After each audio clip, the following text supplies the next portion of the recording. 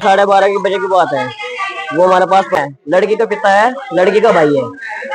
और लड़की पहले पिता पहले घर में मार के फिर लाइन पर मुझे इस तरह चाह रहा जिस तरह की मेरी लाश हो रही है उसकी भी लाश होनी चाहिए उसकी। उन्होंने बुलाया मेरे भाई को मारा।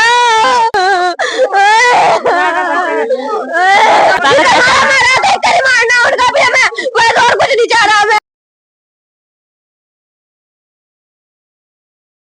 नमस्कार दोस्तों, आप देख रहे हैं डीबीडी देवबंद न्यूज में आपके साथ नितिन गर्ग। दोस्तों, आपको याद होगा 2 दिन पूर्व देवबंद कोतवाली क्षेत्र के गांव मेघराजपुर उर्फ अलीपुर में एक 14 वर्षीय किशोर की निर्मम हत्या का मामला प्रकाश में आया था। पीड़ित परिवार ने एक पड़ोस के ही परिवार पर उसके पुत्र को बुलाकर उसकी चाकुओं से गोद कर हत्या करने का आरोप लगाया था, जिसमें पिता पुत्र व मां बेटी सहित 5 लोगों के खिलाफ तहरीर दी गई थी। अब इस मामले में पुलिस ने सनसनीखेज खुलासा किया है। साथ ही खुलासा तो किया है लेकिन कुछ सवाल भी खड़े कर दिए हैं। जो मयंक था, 14 साल का मयंक था, जो उसकी पोस्टमार्टम रिपोर्ट आई तो उसमें बड़ा ही सनसनीखेज खुलासा हुआ, जिसमें बताया गया कि चाकुओं से गोद कर नहीं बल्कि ट्रेन से कटकर युवक की मौत हुई है। ट्रेन से टकराने से युवक को चोट आई और उससे ही उसकी मौत हुई है।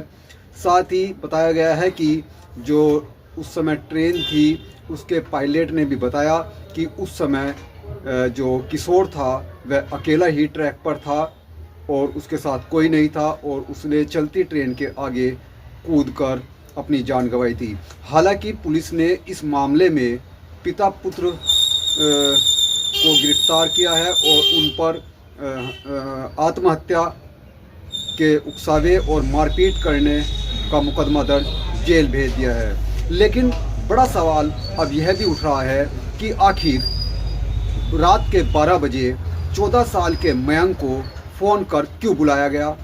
ऐसी क्या वजह थी, क्या दुश्मनी थी उसके साथ कि उसके साथ मारपीट की गई और बड़ी ही निर्मम तरीके से मारपीट की गई। इतनी मारपीट की गई कि उसे काफ़ी चोट भी पहुंची और वह वहाँ से बताया जा रहा है कि वहाँ से छुटकर भागा और सीधा रेलवे ट्रैक पर की ओर दौड़ पड़ा। और जैसा कि पुलिस कह रही है कि आत्महत्या करने के लिए उकसाया गया, तो आखिर क्या वजह थी, क्यों उसे आत्महत्या के लिए उकसाया गया? क्या वजह थी कि 14 साल के एक मासूम को आत्महत्या के लिए उकसाया गया? लेकिन पुलिस ने इस पूरे मामले का खुलासा तो कर दिया है लेकिन कुछ सवालों को भी जन्म दिया है। आखिर क्यों उसको आत्महत्या के लिए उकसाया गया?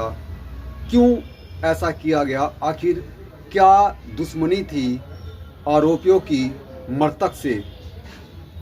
बहरहाल एक बड़ा सवाल है और पीड़ित परिवार अब भी इंसाफ की गुहार लगा रहा है। देवबंद से नितिन गर्ग, डीबीडी न्यूज़ देवबंद।